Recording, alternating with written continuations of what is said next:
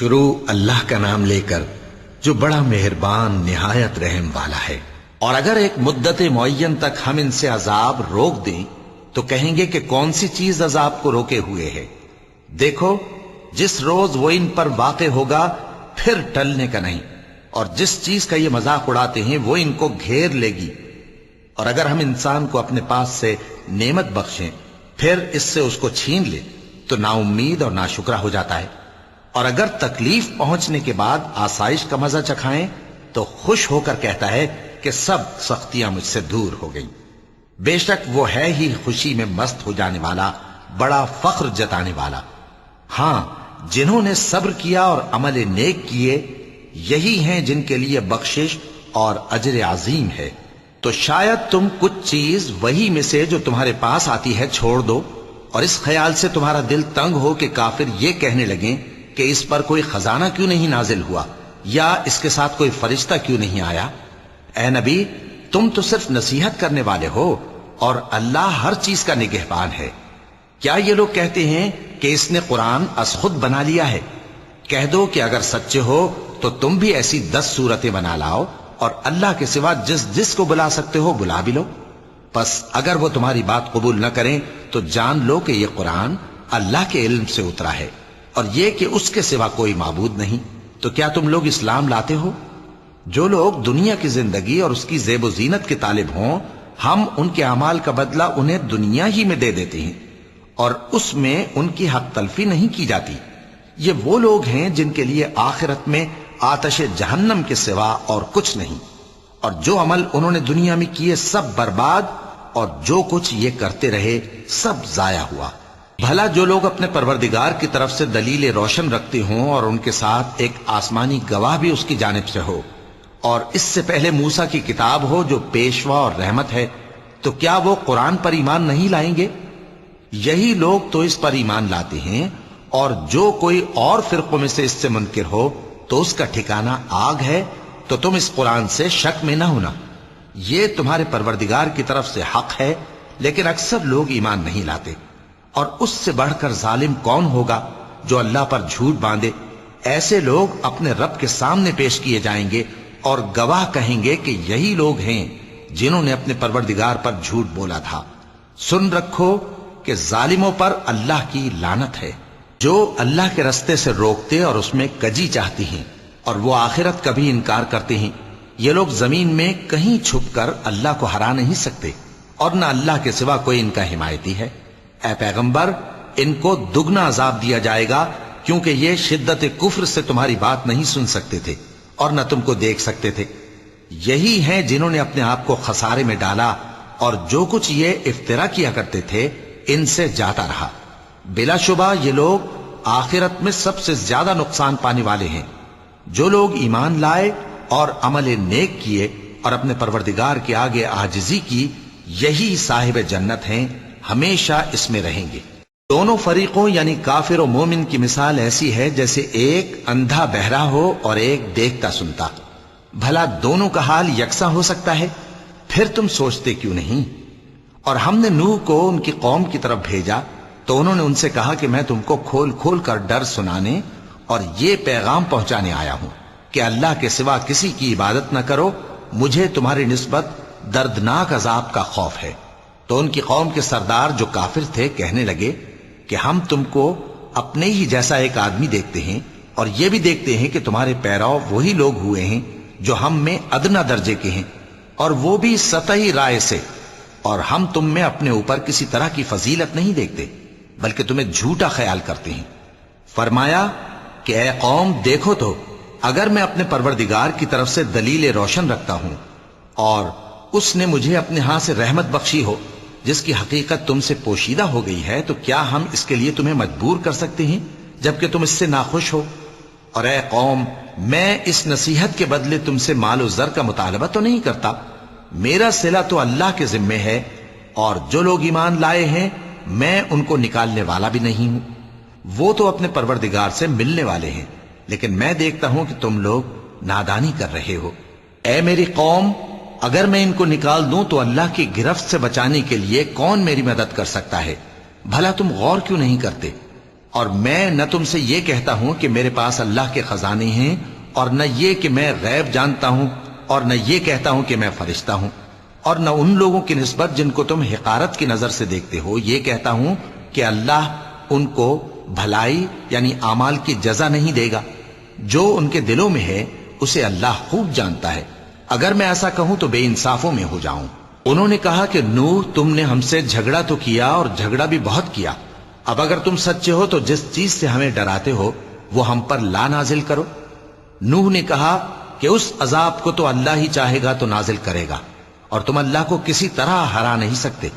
اور اگر میں یہ چاہوں کہ تمہاری خیر خواہی کروں اور اللہ یہ چاہے کہ تمہیں گمراہ رہنے دے تو میری خیر خواہی تم کو کچھ فائدہ نہیں دے سکتی۔ وہی تمہارا پروردگار ہے اور تمہیں اسی کی طرف لوٹ کر جانا ہے۔ کیا یہ لوگ کہتے ہیں کہ اس پیغمبر نے قرآن اپنے دل سے بنا لیا ہے؟ کہہ دو کہ اگر میں نے دل سے بنا لیا ہے تو میرے گناہ کا وبال مجھ پر، اور جو گناہ تم کرتے ہو اس سے میں بری الذمہ ہوں۔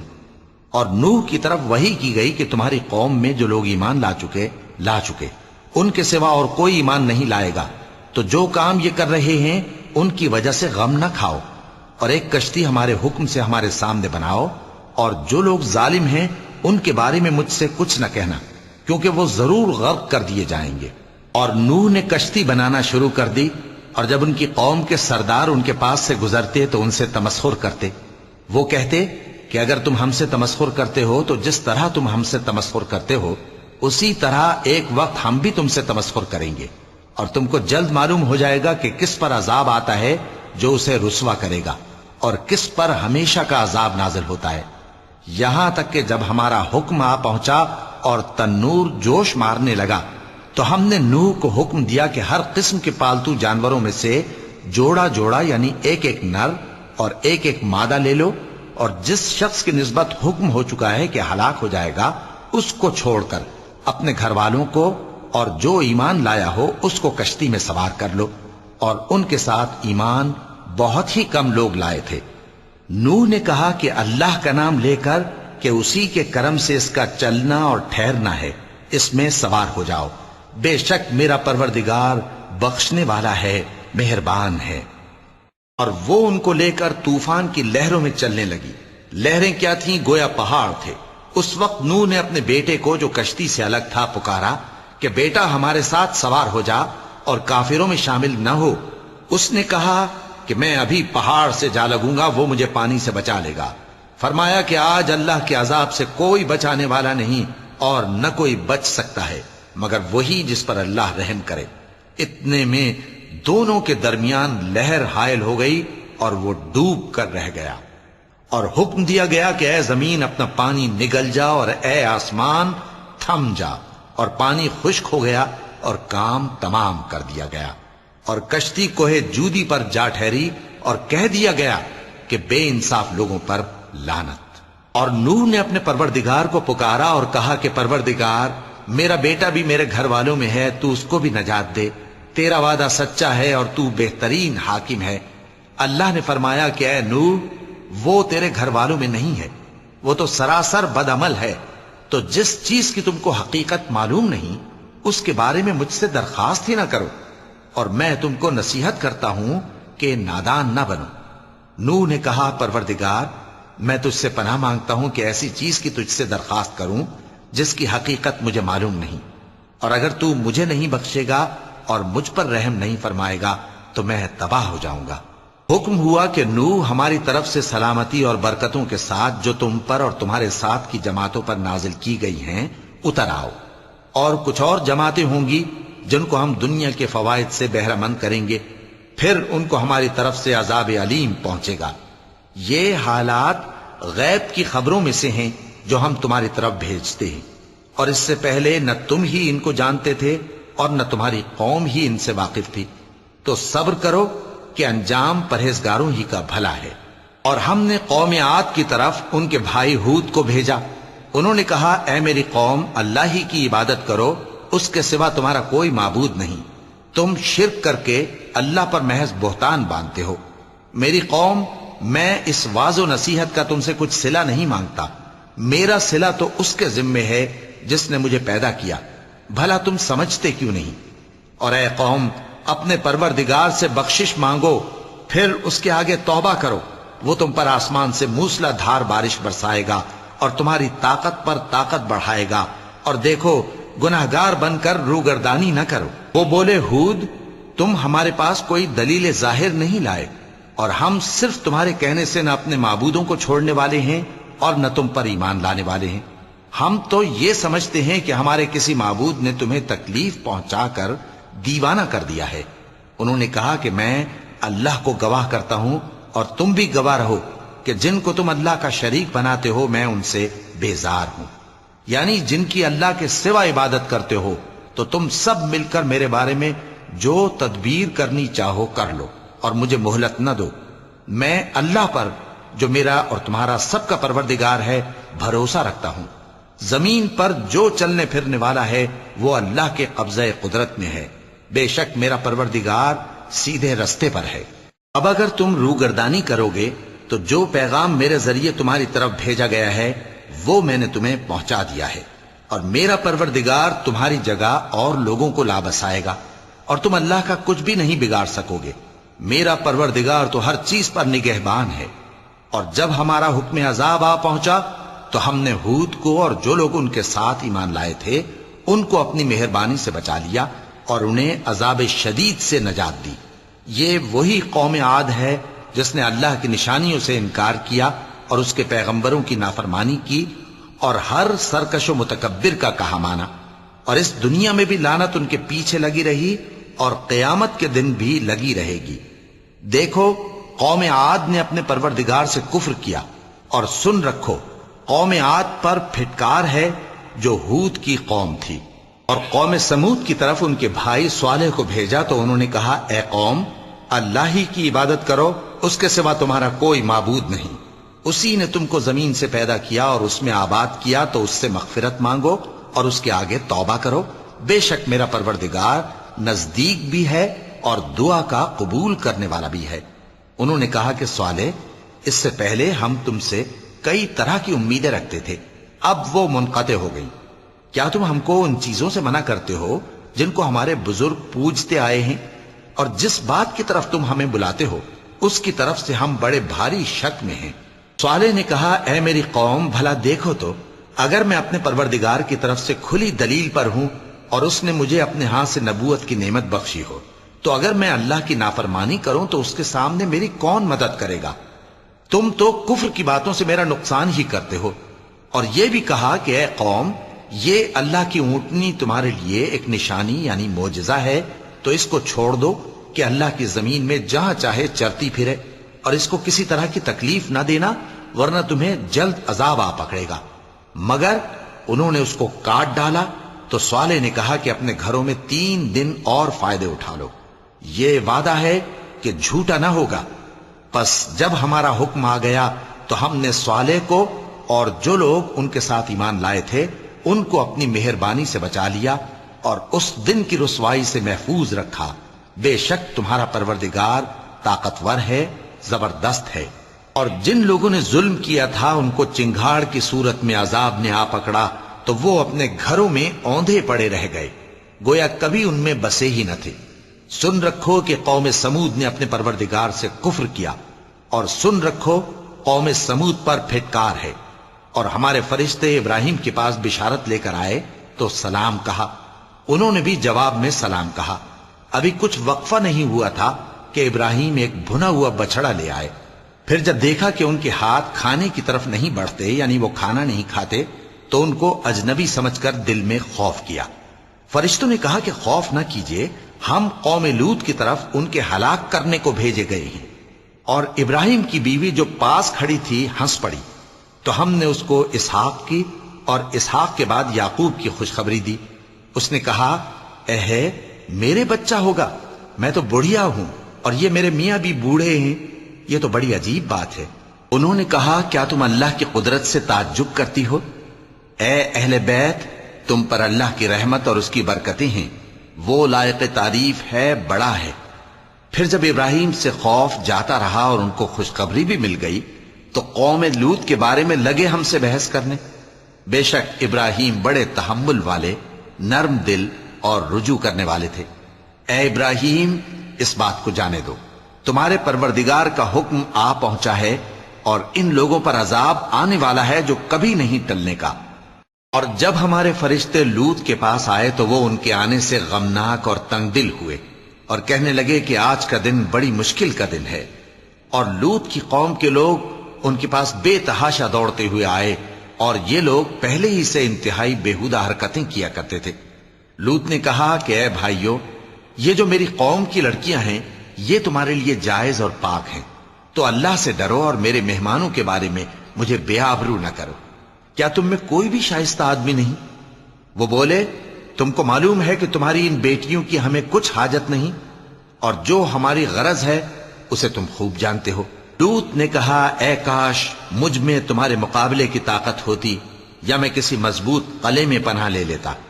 فرشتوں نے کہا، اے لوط، ہم تمہارے پروردگار کے فرشتے ہیں، یہ لوگ ہرگز تم تک نہیں پہنچ سکیں گے، تو کچھ رات رہے سے اپنے گھر والوں کو لے کر چل دو، اور تم میں سے کوئی شخص پیچھے مڑ کر نہ دیکھے، مگر تمہاری بیوی کے جو آفت ان پر پڑنے والی ہے وہی اس پر بھی پڑے گی۔ ان کے عذاب کے وعدے کا وقت صبح ہے، اور کیا صبح کچھ دور ہے؟ پھر جب ہمارا حکم آیا، ہم نے اس بستی کو الٹ کر نیچے اوپر کر دیا، اور ان پر پتھر کی تہ بتہ کنکریاں برسائیں جن پر تمہارے پروردگار کے ہاں سے نشان کیے ہوئے تھے، اور وہ بستی ان ظالموں سے کچھ دور نہیں۔ اور مدین کی طرف ان کے بھائی شعیب کو بھیجا، تو انہوں نے کہا کہ اے قوم، اللہ ہی کی عبادت کرو کہ اس کے سوا تمہارا کوئی معبود نہیں، اور ناپ اور تول میں کمی نہ کیا کرو، میں تو تم کو آسودہ حال دیکھتا ہوں، اور اگر تم ایمان نہ لاؤ گے تو مجھے تمہارے بارے میں ایک ایسے دن کے عذاب کا خوف ہے جو تم کو گھیر کر رہے گا۔ اور اے میری قوم، ناپ اور تول انصاف کے ساتھ پوری پوری کیا کرو، اور لوگوں کو ان کی چیزیں کم نہ دیا کرو، اور زمین میں خرابی کرتے نہ پھرو۔ اگر تم کو میرے کہنے کا یقین ہو تو اللہ کا دیا ہوا نفع ہی تمہارے لیے بہتر ہے، اور میں تمہارا نگہبان نہیں ہوں۔ انہوں نے کہا، اے شعیب، کیا تمہاری نماز تمہیں یہ سکھاتی ہے کہ جن کو ہمارے باپ دادا پوجتے آئے ہیں ہم ان کو ترک کر دیں، یا اپنے مال میں تصرف کرنا چاہیں تو نہ کریں؟ تم تو بڑے نرم دل اور بڑے سیدھے ہو۔ انہوں نے کہا کہ اے قوم، دیکھو تو، اگر میں اپنے پروردگار کی طرف سے دلیل روشن پر ہوں اور اس نے اپنے ہاں سے مجھے نیک روزی دی ہو تو کیا میں اپنا فرض ادا نہ کروں؟ اور میں نہیں چاہتا کہ جس بات سے میں تمہیں منع کروں خود اس کو کرنے لگوں۔ میں تو جہاں تک مجھ سے ہو سکے تمہارے معاملات کی اصلاح چاہتا ہوں، اور اس بارے میں مجھے توفیق کا ملنا اللہ ہی کے فضل سے ہے۔ میں اسی پر بھروسہ رکھتا ہوں اور اسی کی طرف رجوع کرتا ہوں۔ اور اے قوم، میری مخالفت تم سے کوئی ایسا کام نہ کرا دے کہ جیسی مصیبت نوح کی قوم یا ہود کی قوم یا صالح کی قوم پر واقع ہوئی تھی ویسی ہی مصیبت تم پر واقع ہو۔ اور لوط کی قوم کا زمانہ تو تم سے کچھ دور نہیں، اور اپنے پروردگار سے بخشش مانگو اور اس کے آگے توبہ کرو، بے شک میرا پروردگار بڑا مہربان ہے، بہت محبت کرنے والا ہے۔ انہوں نے کہا کہ شعیب، تمہاری بہت سی باتیں ہماری سمجھ میں نہیں آتی، اور ہم دیکھتے ہیں کہ تم ہم میں کمزور بھی ہو، اور اگر تمہارے بھائی بند نہ ہوتے تو ہم تم کو سنسار کر دیتے، اور تم ہم پر کسی طرح بھی غالب نہیں ہو۔ انہوں نے کہا کہ اے قوم، کیا میرے بھائی بندوں کا دباؤ تم پر اللہ سے زیادہ ہے، اور اس کو تم نے پیٹھ پیچھے ڈال رکھا ہے؟ میرا پروردگار تو تمہارے سب اعمال کا احاطہ کیے ہوئے ہے۔ اور اے قوم، تم اپنی جگہ کام کیے جاؤ، میں اپنی جگہ کام کیے جاتا ہوں۔ تم کو ان قریب معلوم ہو جائے گا کہ رسوا کرنے والا عذاب کس پر آتا ہے اور جھوٹا کون ہے، اور تم بھی انتظار کرو، میں بھی تمہارے ساتھ انتظار کرتا ہوں۔ اور جب ہمارا حکم آ پہنچا تو ہم نے شعیب کو اور جو لوگ ان کے ساتھ ایمان لائے تھے ان کو تو اپنی رحمت سے بچا لیا، اور جو ظالم تھے ان کو چنگھاڑ نے آ دبوچا، تو وہ اپنے گھروں میں اوندھے پڑے رہ گئے، گویا ان میں کبھی بسے ہی نہ تھے۔ سن رکھو کہ مدین پر ویسی ہی پھٹکار ہے جیسی سمود پر پھٹکار تھی، اور ہم نے موسیٰ کو اپنی نشانیاں اور دلیل روشن دے کر بھیجا فرعون اور اس کے سرداروں کی طرف، تو وہ فرعون ہی کے حکم پر چلتے رہے، حالانکہ فرعون کا حکم درست نہیں تھا۔ وہ قیامت کے دن اپنی قوم کے آگے آگے چلے گا، پھر ان کو دوزخ میں جا اتارے گا، اور جس مقام پر وہ اتارے جائیں گے وہ برا ہے۔ اور اس جہان میں بھی لعنت ان کے پیچھے لگا دی گئی اور قیامت کے دن بھی پیچھے لگی رہے گی۔ جو انعام ان کو ملا ہے برا ہے۔ یہ پرانی بستیوں کے تھوڑے سے حالات ہیں جو ہم تم سے بیان کرتے ہیں۔ ان میں سے بعض تو باقی ہیں اور بعض تہس نہس ہو گئیں۔ اور ہم نے ان لوگوں پر ظلم نہیں کیا بلکہ انہوں نے خود اپنے اوپر ظلم کیا۔ غرض جب تمہارے پروردگار کا حکم آ پہنچا تو جن معبودوں کو وہ اللہ کے سوا پکارا کرتے تھے وہ ان کے کچھ بھی کام نہ آئے اور بربادی کے سوا انہیں اور کچھ نہ دے سکے۔ اور تمہارا پروردگار جب نافرمان بستیوں کو پکڑا کرتا ہے تو اس کی پکڑ اسی طرح کی ہوتی ہے۔ بے شک اس کی پکڑ دکھ دینے والی سخت ہے۔ ان قصوں میں اس شخص کے لیے جو عذاب آخرت سے ڈرے عبرت ہے۔ یہ وہ دن ہوگا جس میں سب اکٹھے کیے جائیں گے اور یہی وہ دن ہوگا جس میں سب اللہ کے روبرو حاضر کیے جائیں گے۔ اور ہم اس کے لانے میں ایک وقت معین تک تاخیر کر رہے ہیں۔ جس روز وہ آ جائے گا تو کوئی شخص اللہ کے حکم کے بغیر بول بھی نہیں سکے گا۔ پھر ان میں سے کچھ بدبخت ہوں گے اور کچھ نیک بخت۔ تو جو بدبخت ہوں گے وہ دوزخ میں ڈال دیے جائیں گے، اس میں ان کو چلانا اور دھاڑنا ہوگا۔ جب تک آسمان و زمین ہیں وہ اسی میں رہیں گے مگر جتنا تمہارا پروردگار چاہے۔ بے شک تمہارا پروردگار جو چاہتا ہے کر دیتا ہے۔ اور جو نیک بخت ہوں گے وہ بہشت میں داخل کیے جائیں گے، اور جب تک آسمان اور زمین ہیں ہمیشہ اسی میں رہیں گے مگر جتنا تمہارا پروردگار چاہے۔ یہ اللہ کی بخشش ہے جو کبھی منقطع نہیں ہوگی۔ تو یہ لوگ جو غیر اللہ کی پرستش کرتے ہیں اس سے تم شک میں نہ پڑنا۔ یہ اسی طرح پرستش کرتے ہیں جس طرح پہلے سے ان کے باپ دادا پرستش کرتے آئے ہیں، اور ہم ان کو ان کا حصہ پورا پورا بغیر کچھ کم کیے دینے والے ہیں۔ اور ہم نے موسیٰ کو کتاب دی تو اس میں اختلاف کیا گیا، اور اگر تمہارے پروردگار کی طرف سے ایک بات پہلے نہ ہو چکی ہوتی تو ان میں فیصلہ کر دیا جاتا، اور وہ تو اس کی طرف سے بڑے بھاری شک میں پڑے ہوئے ہیں۔ اور تمہارا پروردگار ان سب کو قیامت کے دن ان کے اعمال کا پورا پورا بدلہ دے گا۔ بے شک جو عمل یہ کرتے ہیں وہ اس سے واقف ہے۔ تو اے پیغمبر، جیسا تم کو حکم ہوتا ہے اس پر تم اور جو لوگ تمہارے ساتھ تائب ہوئے ہیں قائم رہو، اور حد سے تجاوز نہ کرنا۔ وہ تمہارے سب اعمال کو دیکھ رہا ہے۔ اور مسلمانوں، جو لوگ ظالم ہیں ان کی طرف مائل نہ ہونا، نہیں تو تمہیں بھی دوزخ کی آگ آ لپٹے گی، اور اللہ کے سوا تمہارے کوئی دوست نہیں ہوں گے، پھر تمہیں کوئی مدد بھی نہ ملے گی۔ اور دن کے دونوں سروں یعنی صبح اور شام کے اوقات میں اور رات کی چند ساعتوں میں نماز پڑھا کرو۔ کچھ شک نہیں کہ نیکیاں گناہوں کو دور کر دیتی ہیں۔ یہ ان کے لیے نصیحت ہے جو نصیحت قبول کرنے والے ہیں۔ اور صبر کیے رہو کہ اللہ نیکوکاروں کا اجر ضائع نہیں کرتا۔ تو جو امتیں تم سے پہلے گزر چکی ہیں ان میں ایسے ہوش مند کیوں نہ ہوئے جو ملک میں خرابی کرنے سے روکتے؟ ہاں، ایسے تھوڑے سے تھے جن کو ہم نے ان میں سے نجات بخشی، اور جو ظالم تھے وہ انہی باتوں کے پیچھے لگے رہے جن میں عیش و آرام تھا، اور وہ گناہوں میں ڈوبے ہوئے تھے۔ اور تمہارا پروردگار ایسا نہیں ہے کہ بستیوں کو جبکہ وہاں کے باشندے نیکوکار ہوں از راہ ظلم تباہ کر دے۔ اور اگر تمہارا پروردگار چاہتا تو تمام لوگوں کو ایک ہی جماعت کر دیتا، اور وہ برابر اختلاف کرتے رہیں گے، مگر جن پر تمہارا پروردگار رحم فرمائے۔ اور اسی لیے اس نے ان کو پیدا کیا ہے، اور تمہارے پروردگار کا قول پورا ہو گیا کہ میں دوزخ کو جنوں اور انسانوں سب سے بھر دوں گا۔ اور اے نبی اور پیغمبروں کے وہ سب حالات جو ہم تم سے بیان کرتے ہیں ان سے ہم تمہارے دل کو جمائے رکھتے ہیں، اور ان حالات میں تمہارے پاس حق پہنچ گیا، اور یہ مومنوں کے لیے نصیحت اور عبرت ہے۔ اور جو لوگ ایمان نہیں لائے ان سے کہہ دو کہ تم اپنی جگہ عمل کیے جاؤ، ہم اپنی جگہ عمل کیے جاتے ہیں، اور نتیجہ اعمال کا تم بھی انتظار کرو، ہم بھی انتظار کرتے ہیں۔ اور آسمانوں اور زمین کی چھپی چیزوں کا علم اللہ ہی کو ہے، اور تمام معاملات اسی کی طرف رجوع کیے جائیں گے، تو اسی کی عبادت کرو اور اسی پر بھروسہ رکھو۔ اور جو کچھ تم لوگ کر رہے ہو تمہارا پروردگار اس سے بے خبر نہیں۔ شروع اللہ کا نام لے کر جو بڑا مہربان نہایت رحم والا ہے۔ الف لام را، یہ کتاب روشن کی آیتیں ہیں. ہم نے اس قرآن کو عربی میں نازل کیا ہے تاکہ تم لوگ سمجھ سکو. اے پیغمبر، ہم اس قرآن کے ذریعے سے جو ہم نے تمہاری طرف بھیجا ہے تمہیں ایک نہایت اچھا قصہ سناتے ہیں، اور تم اس سے پہلے بے خبر تھے.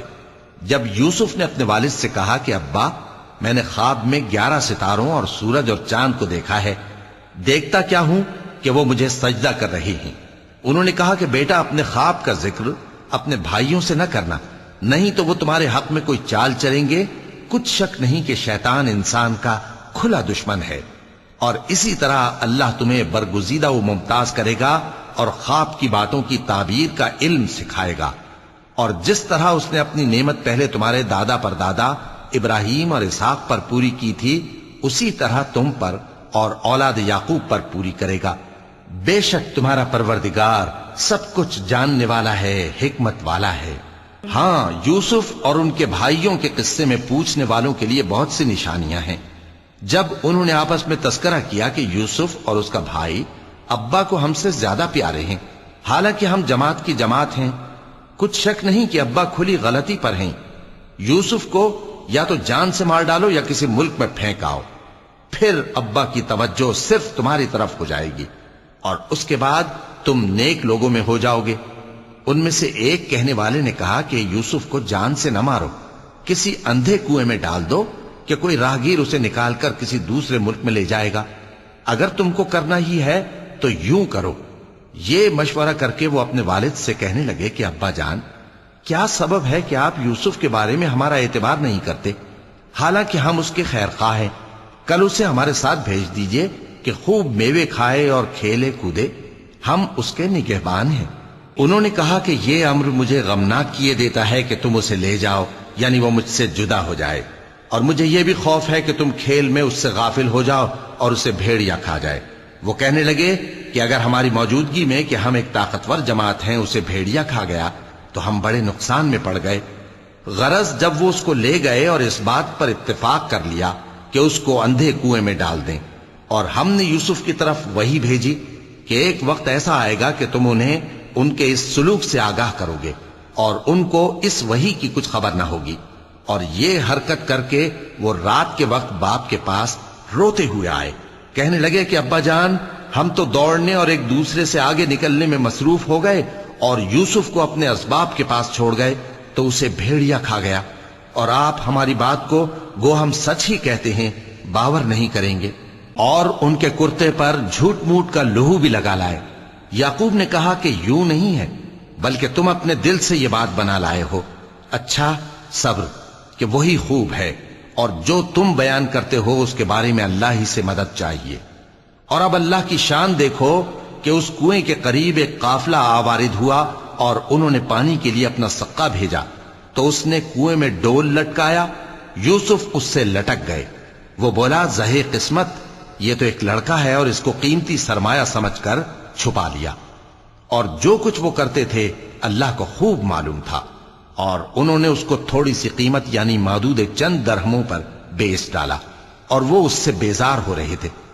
اور مصر میں جس شخص نے اس کو خریدا اس نے اپنی بیوی سے جس کا نام زلیخا تھا کہا کہ اس کو عزت و اکرام سے رکھو، عجب نہیں کہ یہ ہمیں فائدہ دے یا ہم اسے بیٹا بنا لیں.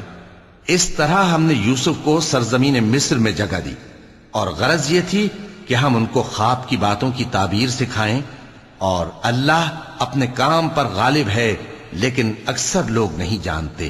اور جب وہ اپنی جوانی کو پہنچے تو ہم نے ان کو دانائی اور علم عطا کیا، اور نیکوکاروں کو ہم اسی طرح بدلہ دیا کرتے ہیں.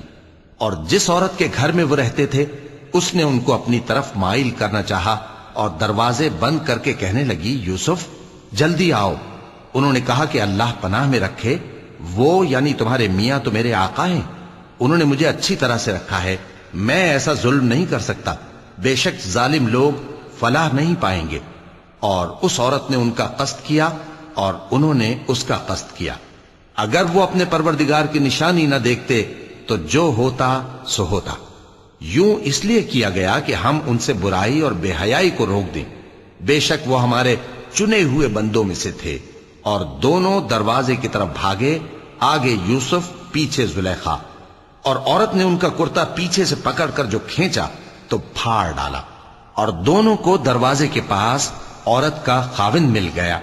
تو عورت بولی کہ جو شخص تمہاری بیوی کے ساتھ برا ارادہ کرے اس کی اس کے سوا کیا سزا ہے کہ یا تو قید کیا جائے یا اسے دکھ کا عذاب دیا جائے۔ یوسف نے کہا اسی نے مجھ کو اپنی طرف مائل کرنا چاہا تھا، اور اس کے خاندان میں سے ایک گواہ نے گواہی دی کہ اگر اس کا کرتا آگے سے پھٹا ہو تو یہ سچی اور یوسف جھوٹا ہے، اور اگر کرتا پیچھے سے پھٹا ہو تو یہ جھوٹی اور وہ سچا ہے۔ سو جب اس کا کرتا دیکھا تو پیچھے سے پھٹا تھا، تب اس نے زلیخا سے کہا کہ یہ تمہارا ہی فریب ہے، اور کچھ شک نہیں کہ تم عورتوں کے فریب بڑے بھاری ہوتے ہیں۔ یوسف اس بات کا خیال نہ کر، اور زلیخا تو اپنے گناہ کی بخشش مانگ، بے شک خطا تیری ہی ہے۔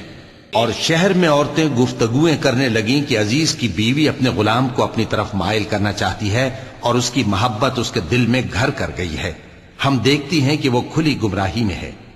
پھر جب زلیخا نے ان عورتوں کی گفتگو جو حقیقت میں دیدار یوسف کے لیے ایک چال تھی سنی، تو ان کے پاس دعوت کا پیغام بھیجا اور ان کے لیے ایک محفل مرتب کی، اور پھل تراشنے کے لیے ہر ایک کو ایک ایک چھری دی، اور یوسف سے کہا کہ ان کے سامنے آؤ۔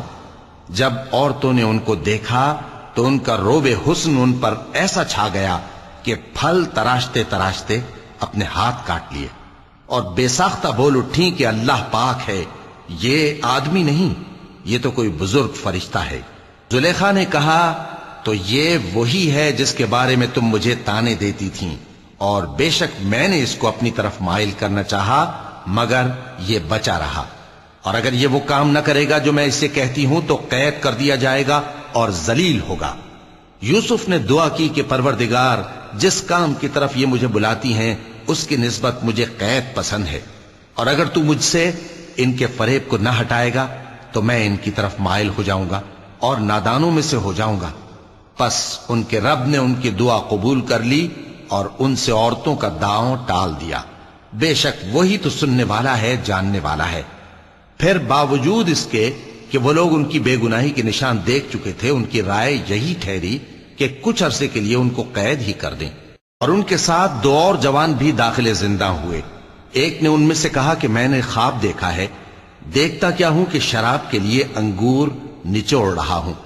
دوسرے نے کہا کہ میں نے بھی خواب دیکھا ہے، میں یہ دیکھتا ہوں کہ اپنے سر پر روٹیاں اٹھائے ہوئے ہوں اور پرندے ان میں سے کھا رہے ہیں، تو ہمیں ان کی تعبیر بتا دیجئے کہ ہم تمہیں نیکوکار دیکھتے ہیں۔ یوسف نے کہا کہ جو کھانا تم کو ملنے والا ہے وہ آنے نہیں پائے گا کہ میں اس سے پہلے تم کو اس کی تعبیر بتا دوں گا۔ یہ ان باتوں میں سے ہے جو میرے پروردگار نے مجھے سکھائی ہیں۔ جو لوگ اللہ پر ایمان نہیں لاتے اور آخرت کا انکار کرتے ہیں، میں نے ان کا مذہب چھوڑ دیا ہے، اور میں اپنے باپ دادا ابراہیم اور اسحاق اور یعقوب کے مذہب پر چلتا ہوں۔ ہمیں شایع نہیں ہے کہ کسی چیز کو اللہ کے ساتھ شریک بنائیں، یہ اللہ کا فضل ہے ہم پر بھی اور لوگوں پر بھی، لیکن اکثر لوگ شکر نہیں کرتے۔ اے میرے قید خانے کے رفیقو، بھلا کئی جدا جدا آقا اچھے یا اللہ جو اکیلا ہے سب پر غالب ہے؟ جن چیزوں کی تم اللہ کے سوا پرستش کرتے ہو وہ صرف نام ہی نام ہیں جو تم نے اور تمہارے باپ دادا نے رکھ لیے ہیں، اللہ نے ان کی کوئی سند نازل نہیں کی۔ سن رکھو کہ اللہ کے سوا کسی کی حکومت نہیں ہے، اس نے ارشاد فرمایا ہے کہ اس کے سوا کسی کی عبادت نہ کرو، یہی سیدھا دین ہے، لیکن اکثر لوگ نہیں جانتے۔ اے میرے قید خانے کے رفیقو، تم میں سے ایک جو پہلا خواب بیان کرنے والا ہے وہ تو اپنے آقا کو شراب پلایا کرے گا، اور جو دوسرا ہے وہ سولی دیا جائے گا، اور پرندے اس کا سر نوچ کھائیں گے۔ جو بات تم مجھ سے پوچھتے تھے وہ فیصل ہو چکی ہے، اور ان دونوں میں سے جس کی نسبت یوسف نے خیال کیا کہ وہ رہائی پا جائے گا، اس سے کہا کہ اپنے آقا سے میرا ذکر بھی کر دینا۔ پھر شیطان نے اسے ان کا اپنے آقا سے ذکر کرنا بھلا دیا، اور یوسف کئی برس قید خانے ہی میں رہے۔ اور بادشاہ نے کہا کہ میں نے خواب دیکھا ہے، دیکھتا کیا ہوں کہ 7 موٹی گائیں ہیں جن کو 7 دبلی گائیں کھا رہی ہیں، اور 7 خوشے سبز ہیں اور 7 خشک۔ اے درباریو، اگر تم خوابوں کی تعبیر دے سکتے ہو تو مجھے میرے خواب کی تعبیر بتاؤ۔ انہوں نے کہا یہ خواب تو پریشان خیالی سے ہیں، اور ہمیں ایسے خوابوں کی تعبیر نہیں آتی، اور وہ شخص جو دونوں قیدیوں میں سے رہائی پا گیا تھا اور جسے مدت کے بعد وہ بات یاد آ گئی، بول اٹھا کہ میں آپ کو اس کی تعبیر لا بتاتا ہوں، مجھے قید خانے جانے کی اجازت دیجیے۔ غرض وہ یوسف کے پاس آیا اور کہنے لگا، یوسف، اے بڑے سچے یوسف، ہمیں اس خواب کی تعبیر بتائیے کہ 7 موٹی گایوں کو 7 دبلی گائیں کھا رہی ہیں، اور 7 خوشے سبز ہیں اور 7 سوکھے، تاکہ میں لوگوں کے پاس واپس جا کر تعبیر بتاؤں۔ عجب نہیں کہ وہ تمہاری قدر جانے۔ انہوں نے کہا کہ تم لوگ 7 سال متواتر کھیتی کرتے رہو گے، تو جو غلہ کاٹو تو تھوڑے سے غلے کے سوا جو کھانے میں آئے باقی کو خوشوں میں ہی رہنے دینا۔ پھر اس کے بعد خشک سالی کے 7 سخت سال آئیں گے کہ جو غلہ تم نے جمع کر رکھا ہوگا وہ سب کو کھا جائیں گے، صرف وہی تھوڑا سا رہ جائے گا جو تم احتیاط سے رکھ چھوڑو گے۔ پھر اس کے بعد ایک ایسا سال آئے گا کہ خوب مے برسے گا اور لوگ اس میں رس نچوڑیں گے۔ اور یہ تعبیر سن کر بادشاہ نے حکم دیا کہ یوسف کو میرے پاس لے آؤ۔ سو جب قاصد ان کے پاس گیا تو انہوں نے کہا کہ اپنے آقا کے پاس واپس جاؤ اور اس سے پوچھو کہ ان عورتوں کا کیا حال ہے جنہوں نے اپنے ہاتھ کاٹ لیے تھے، بے شک میرا پروردگار ان کے فریب سے خوب واقف ہے۔ صدق اللہ العظیم۔